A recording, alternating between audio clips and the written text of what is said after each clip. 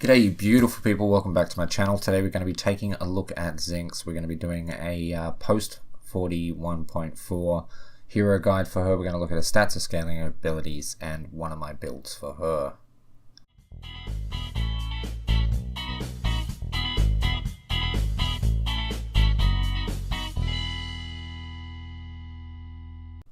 Alright guys, so Zinx is a durable attacker controller sieger. She's a ranged growth intellect hero with a 4 for basic attack, 6 for ability attack, an 8 for durability, and a 2 for mobility.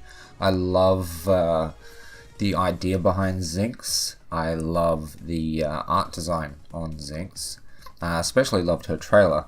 The problem is that when she came out, she was kind of a little bit lackluster. She was definitely designed for version 42 with the new card system in mind, so she was kind of struggling a little bit. She has been slightly buffed, but even the I'm not sure that the numbers really help her too much to be able to stand out and say that yes, she is a, she's a needed pick for off lane, but she's definitely in a lot better position.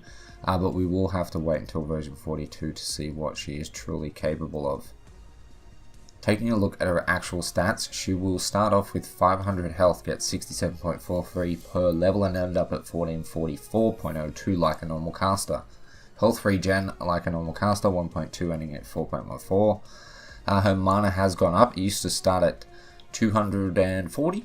It now starts at 260. She used to get 53 per level, and now she gets 58. So instead of the 900 odd that she had before, she now has, I think it was 982. It's now 1072. 1.3 mana regen turns into 5.08, but we all know it's going to be a lot more than that with her ability set. Like a caster, she has 8 ability armor to start off with, ends up at 22, and like everyone, starts with 20 ability armor and ends up at 30.5. Alright, first up we have her basic attack called Pistol Shot. Very inventive, guys. It has a 53 attack damage base. She gets 1.6 per level and has a 0.3 power scaling because she's technically a caster now. The power scaling means that for every 100 power on your build, you're going to add 30 damage to a basic attack. She has, just with the new buff, been given, I think, 1.2 attack speed per level as well. She was prior to the patch, she was on 0 per level, so that is going to help her out a bit. I still don't really recommend running too much damage on her, so it's not really going to help out that much, but then again, a little bit of attack speed cannot hurt. Okay, the first ability we're going to look at is Bad Medicine. Zinx charges a gun and fires downward. When the projectile hits the ground, it creates a field of energy, dealing ability damage on direct hit, and leaves an AoE that deals ability damage over 4 seconds. Takes 0.75 seconds to reach maximum charge, and it can be fired early to create a smaller field. So the longer you charge this, the further it will go out. You will notice that as you are charging it up, you will notice the effect on the ground start to grow. So the ability damage to start off with, this is the initial hit of damage. Starts at 25, ends up at 70. The power scaling for that hit is 1, meaning for every 100 power you'll add 100 damage to that initial hit. The mana cost starts at 80 and ends up at 140. It has a cooldown of 10 seconds. The damage over time starts by doing 50 damage over 4 seconds and ends up doing 155 over 4 seconds. Okay, so that means that you're only going to be doing 12.5 per tick at the start. Power scaling on that is 0.4. That is for the damage over time, meaning 40 extra damage over 4 seconds for every 100 power on your build, or in other terms it would be 10 damage per second per 100 power on your build. Alright, moving on to Kitty Claws, and this has been changed with the version 41.4 patch. It is a toggle ability much like Grimm's Slow. Zinx toggles her pistol into an empowered state. While empowered, her pistol shots cost mana per shot and apply ability damage over 3 seconds. Okay, so the actual ability itself will do 60 damage at level 1 to 120 damage. The mana cost will be 24, 32, 40 and 48 depending on level, and the damage over time effect will do 50 over 3 seconds, to 155 over 3 seconds. There's once again 2 power scaling numbers on this. The 0.2 power scaling applies to the actual hit itself, and the 0.4 applies to the damage over time, and it has a cooldown of 1 second, just meaning that when you turn it off you have to wait a second before you can turn it back on again. This is her main source of damage on her build. I can imagine this actually being pretty decent in team fights, but it just, I don't know, it just tends to not really hit that hard that you don't really notice too much.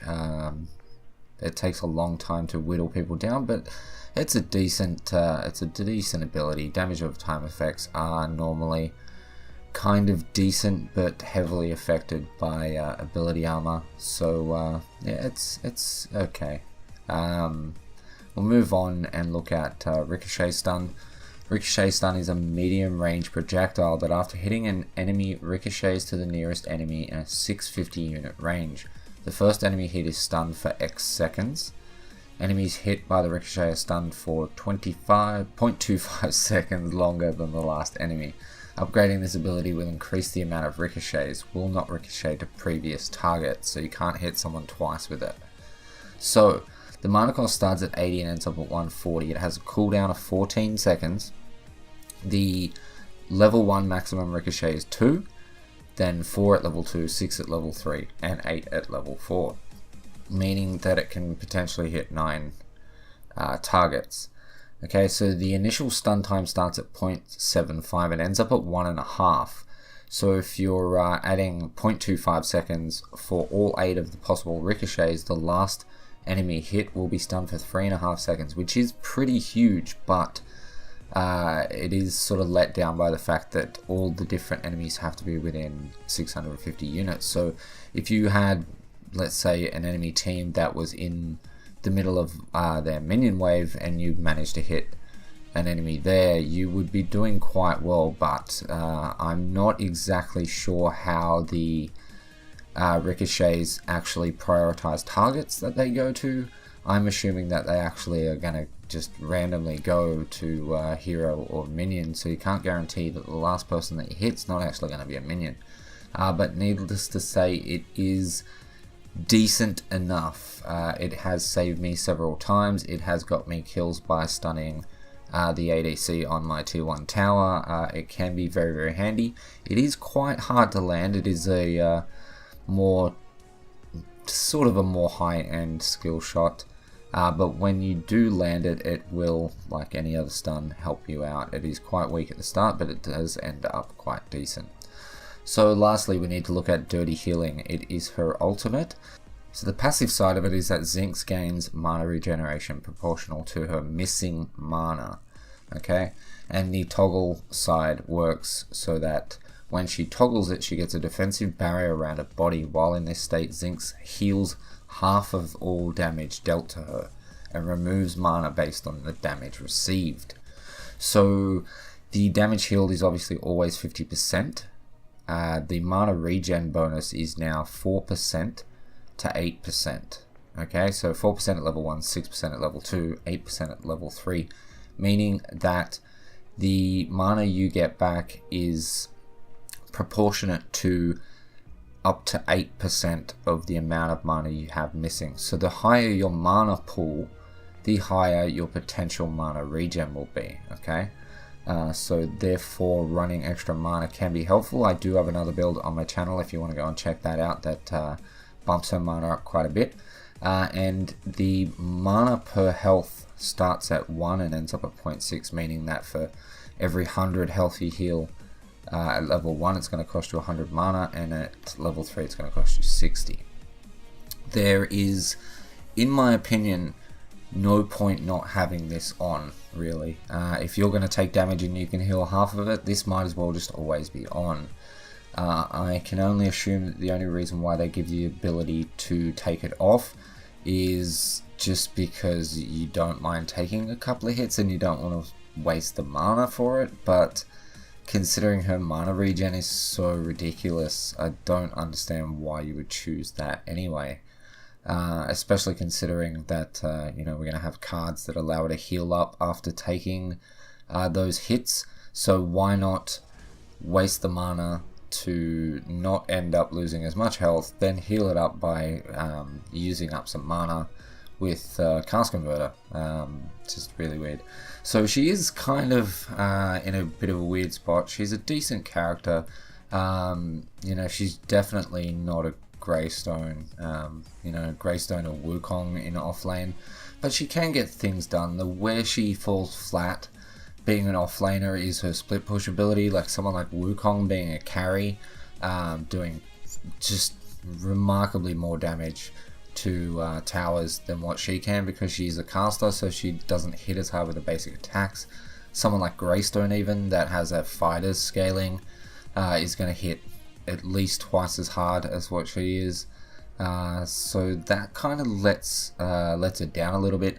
She needs to set her lanes and go and be in team fights to be of any benefit to a team whatsoever. So make sure you are not just constantly split pushing, because it's kind of a waste of time. You're not going to have many occasions where you get a tower down before someone comes over to deal with you, so you might as well just set your lane, get it to push itself, and then go and group up for a team fight. But that is it for her abilities. We'll head over now to the Paragon website and have a look at the build that I've got for her. Okay guys, here we are over on the Paragon deck builder. We have Candy Striper, yet another character from House of the Dead Overkill. We are taking the Centurion. If you need me to explain why, you probably shouldn't be playing Zinx. We have a health potion and a healer token, obviously, as our starting cards. We have a Toon Barrier and a Tempered Plate. Both have a greater health, and then 3 points of resistance. We have two Staff Adamants. They're early game cards. They both have 3 minor casts on them. That is going to help with your wave clear and your farm at the start of the game. We also have a Sage's Ward with 3 lesser healths, just as an early game card to get a little bit of power and some health onto the build. If you do have a spare Guardian's Ward, because I only have 1 Guardian's Ward, you could potentially swap that up for a Guardian's Ward instead. We have a Lord's Ward as our dummy ward. That is a ward you take at the very, very start of the game. You place it on the map, you back, and you sell it, and you get your starting items. We have, as I just mentioned, the Guardian's Ward, which is for the late game, 3 greater healths. We have a Thorn Greenweave, which is a replacement card for Thermo Bond, just in case there's no hard CC. It has a greater barrier and 2 major strikes. We have a Cast Converter, a Mad Spore Sash, with 6 points of guard on it. Doesn't matter whether you go 2-2-2 or what you do, whether you put 2 3s and you take an extra, I don't know, maybe a Hunter's Drink or something. But we want 6 points of guard on the Mad Spore Sash. And we have a Thermo Bond with 2 barriers, 2 2-point barriers. Okay, so if we go on and have a look at what your full build will be like, not what your few build. Mad Spore Sash is always used. Guardian's Ward is always used. And then we have either Thermo Bond. As I said, this is for hard CC scenarios, okay? So stuns like Decker, you know, things like that, knock-ups and stuns. That's going to help you healing quite a lot. If we don't have that, though, we take Thorn Greenweave, alright? It's going to give you a bit more power and almost as much resistance. You're going to lose 6 resistance. But even with this build, you're going to end up with 60 power. You will have 2,584 health. You will have 5.4 health regen. I can't math today. You will have 126 basic resistance, 91 ability resistance, an extra 30 mana, and we don't care about mana regen. So it's decent. The best parts about this build, obviously you can do a little bit more damage.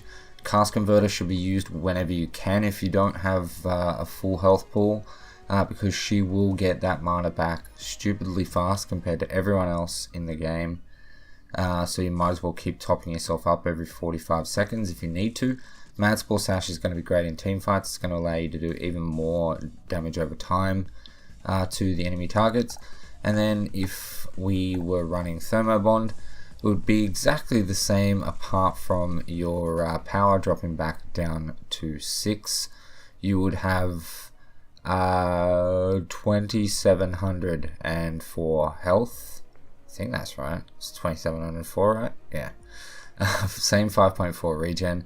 You would still have 126 basic resistance, but you would be, instead of 91 ability resistance, you'd have 97. Okay, it's a very good build. It will serve her well. Just keep in mind that you are probably going to want to be split pushing a lot less than everyone else. You're going to want to set your lanes and let the lanes push themselves and go and get into team fights. Get people to start hitting you. I know it's hard. People are learning and they just don't really attack her. But get in there and try to soak up as much damage as you can. Dish out damage with Mad Sport Sash. You know, use your R1 and your toggle as much as possible. Keep your ultimate on at all times. And use Cast Converter whenever you can to top yourself back up again. But that is my build and my guide for her, guys. I hope you enjoyed it. If you did, smash the like button, leave me a comment, let me know what you think of the build and the guide. Subscribe for more Paragon content. With that said, guys, thank you so much for watching. I love your face, and I'll catch you in the next one. Peace.